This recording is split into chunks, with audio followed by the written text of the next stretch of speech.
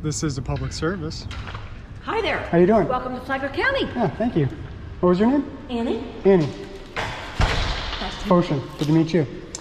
So it said Ann. You go by Annie though? Yeah. Okay. All right. More personal touch. I like it. I like it. I was actually looking for the Bunnell Police Department, but I figured it's a public building, so I might as well come in and check it out. Sure. So, do you know where the Bunnell Police Department is? Well, it's in the process of moving, I believe. All right. I think Bunnell is going to go into the sheriff's office over there. Maybe that's the Bunnell division of the sheriff's office that's coming over there. But this is the Emergency Operations Center. It's for the whole county, so it would encompass everybody. All right. Well, if you have a minute, maybe tell me what you guys do here. That seemed like a big responsibility, what you just said. So is there an elevator speech that comes with that? Well, not a planned one, you know. I'm a volunteer. Okay. So the guys and the gals that work in the back handle all of the management of emergency operations. So what happened, preparation for floods and hurricanes and tornadoes. Well, hey, how are you? This is Ryan. He's one of our Potion. I can't pronounce your Potion. Potion. I just want to pronounce it correctly. Yeah, no, I appreciate the cordial and happy disposition, and I appreciate you volunteering. That's awesome. Thank you. She was just giving me her elevator speech on what you guys do in this office. Yeah. But you might be better equipped to give that speech. Sure. Yeah, I'm Ryan. I'm with Emergency Management. We're thankful for all of our volunteers. Yeah. We have a number of them that do a great job for us. But yeah, this is our Emergency Operations Center. All right. I mean, is there any? Do you guys do tours? Can you tell me a little bit more about what's going on? Absolutely. Come on in. Yeah, awesome. I'll put you in Ryan's good hands. All right, Ann, it was great meeting you. Thank you so much. Have a good one. Yep. So this is our County Emergency Operations Center. We have a number of training opportunities that occur throughout the year in our training rooms to your back. Then of course we have Emergency Operations Center operations room. I'm glad to show you around if you like. Yeah, man, I love it. Okay. I love it. I love the transparency, man. It's awesome.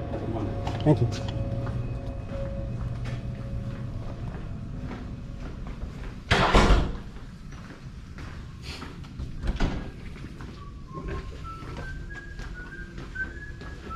Hello. Hey. Wow. So this is our operations room. This is where we'd bring all of our partners in during activations. We also provide a number of trainings throughout the year that we bring folks into this room for as well. So it's a lucky time because I'm doing my weekly checks, so I have everything loaded up. Yeah, I love it. I love it. I don't see this happen very much, that somebody gets kind of a behind the scenes look. So this is great. So when there's a storm coming through, this place is probably just packed full of people. And does 911 get routed through here for stuff during storms? Well, so 911 has its own operational plans. They do not occupy in this space. All right. Like county departments, state agencies, those are the types of individuals that come work in this particular center. Okay. We also have representatives from the municipalities and that type of thing. All right.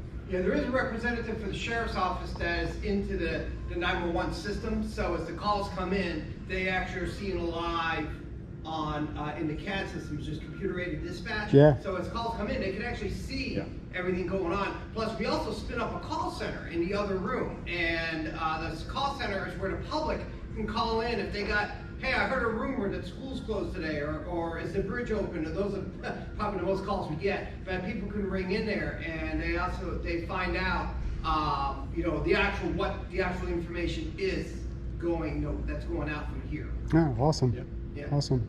So how many full-time people does the Emergency Operations Center have? So we have 5 EM staff that work day to day on developing plans and procedures and training. And then we're heavily reliant when we talk about activation of this particular facility. So we obviously partner and bring everyone in. It's a team effort. The response to a big event like a hurricane requires everybody, and so our team quickly expands to probably 70 plus when we activate our center here. And those are primarily paid or volunteers? Both. Both. I mean, obviously all public safety agencies, paid individuals. We have a cadre of volunteers and voluntary organizations that actually come and work out of this facility as well. There's actually a volunteer coordination position that sits up here, and awesome. that individual liaisons with the outside volunteer organizations. And Mr. Ryan heads up our interior volunteers. Okay, so let's say at when there's an emergency happening, how many people do you have under your management? We probably bring in, when we activate the full center here, easily probably 60, 70 plus folks that work directly out of this facility. Depends on the level of activation too. Like Right. if it's not a significant event, but big enough for us to have some resources out, it might be only a handful of people in here. But if it's wall to wall, then every single one of these seats and then some will be occupied. Yeah. Of course, every emergency, every disaster is different. And so our goal always is to bring in the right partners to be able to work together to respond. What do you think your biggest leadership hurdle is? I think we're very fortunate. We have great leadership in the county.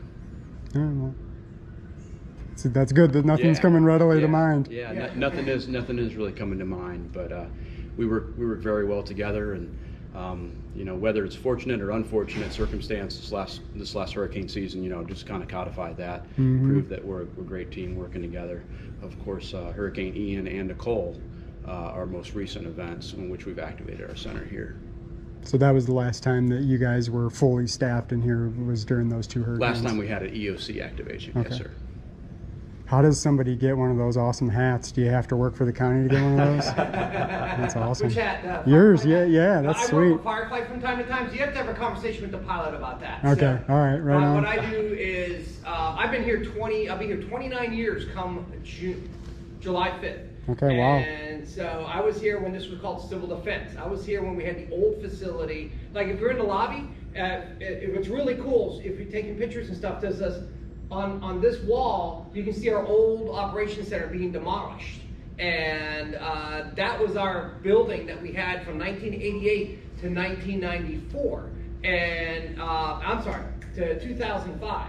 And I started work there in 1994. And but that was our original emergency operations center. That building prior to that was a jail annex facility. In 1985, we had a really destructive wildfire that destroyed 131 homes in about 3 hours.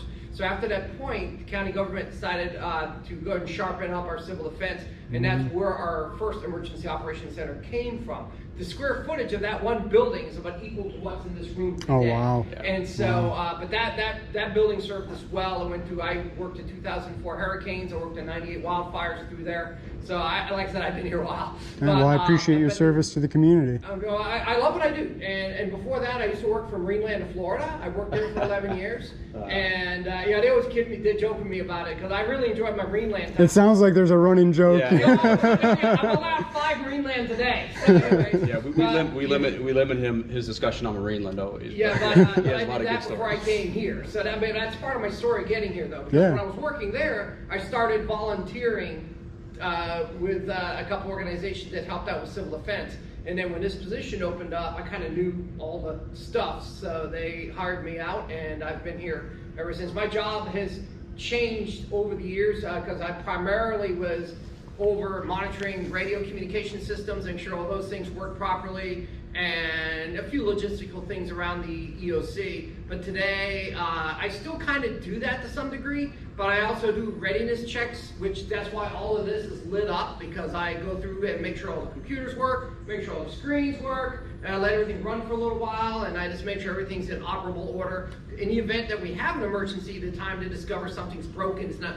during the emergency. Yeah. So I do that. I kind of lead for our hazardous weather preparedness program. I coordinate with the storm spotters.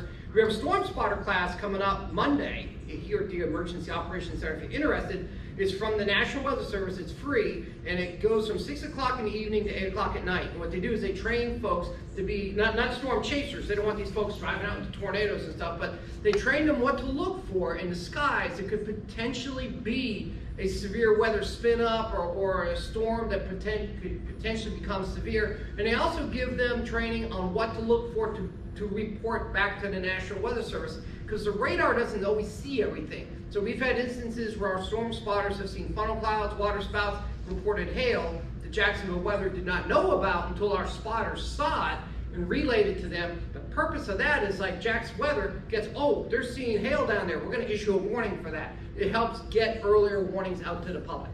And so our Skywarn program and Storm Ready program, we were the first county in the state of Florida to become Storm Ready, because that's part of all those programs. So is that open to the general public? Oh yeah, absolutely. How about age? Is it age restricted or? No, not at all. As a matter of fact, we've had some younger folks that have a keen interest in meteorology, or they want to be meteorologists when they grow up, and their parents are taking them to the class. But we have a meteorologist from National Weather Service Jacksonville that comes down and teaches the class. So you just show up, or do you sign up somewhere? You can sign up. If you go to our website, which is flaglercounty.gov/emergency, there's a link that says volunteering and training. If you there's a sign up link right through there, or if you just email us, eoc@flaglercounty.gov, and we can get you on the list too. Awesome. But yeah, but it's this coming Monday, so if you're interested.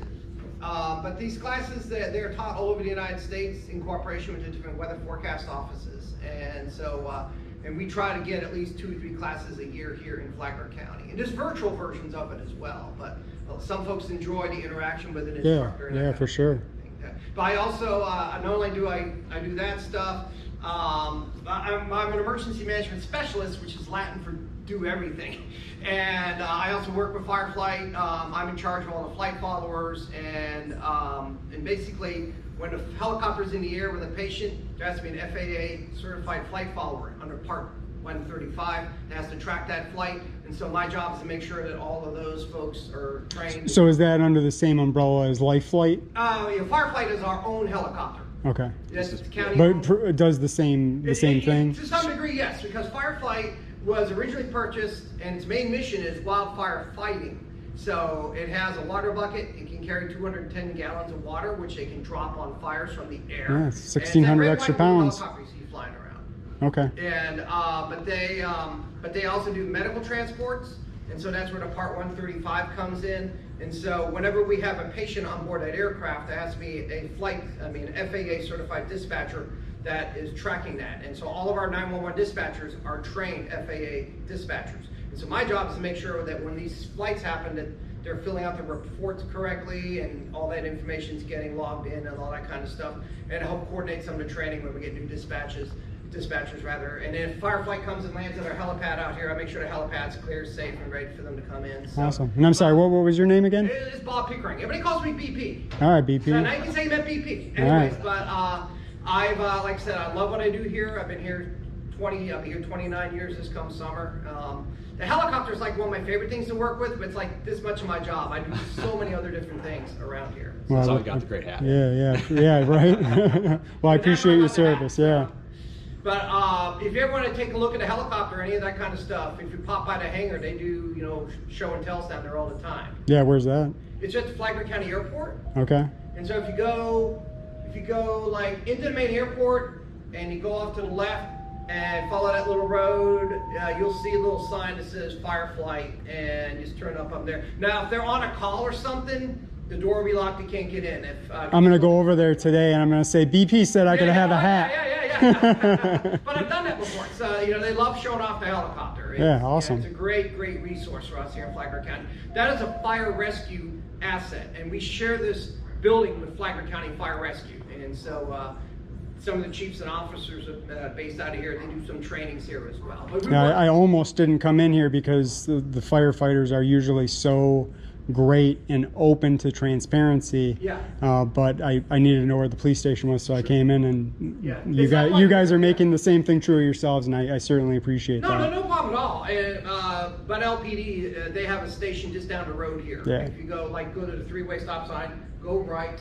Yeah, Ann told me. Okay, brilliant. Thank you. Well, it was nice meeting you, BP. Very nice meeting you. I wish you the best in your endeavors and all that thank stuff. You. Appreciate that. But any questions or anything like that, you can just reach out to us. All right.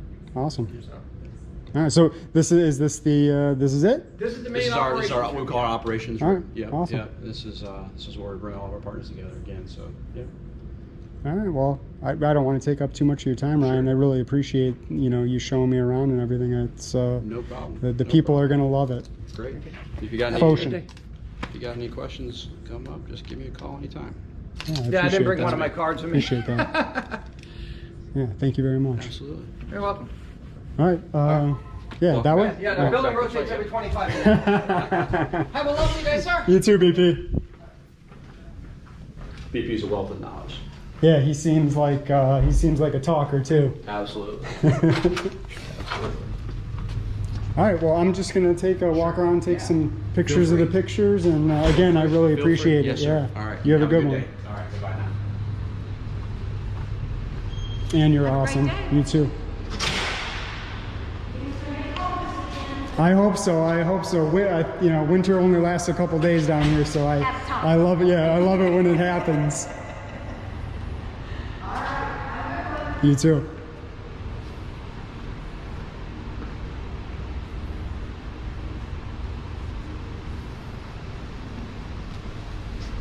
Flagler County Communications.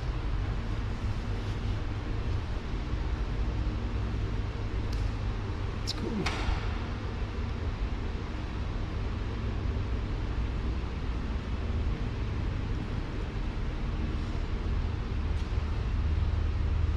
Civil Defense Radio. Civil Defense Radio assigned to Flagler Beach during the Cuban Missile Crisis. Wow, that's cool.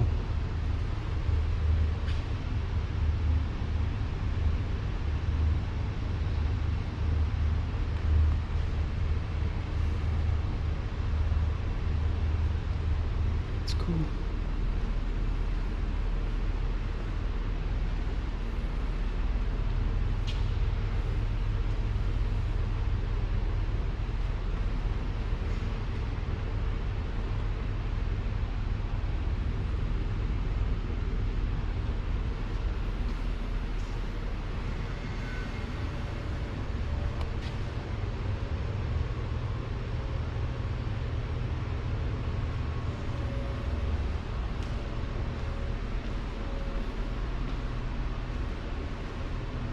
You have a great day, Ann. We're out here today to ensure our constitutional rights are respected by those that swore an oath to support, protect, and defend the rights of the people. The purpose of all interactions is to peacefully promote government accountability and transparency. This is a public service.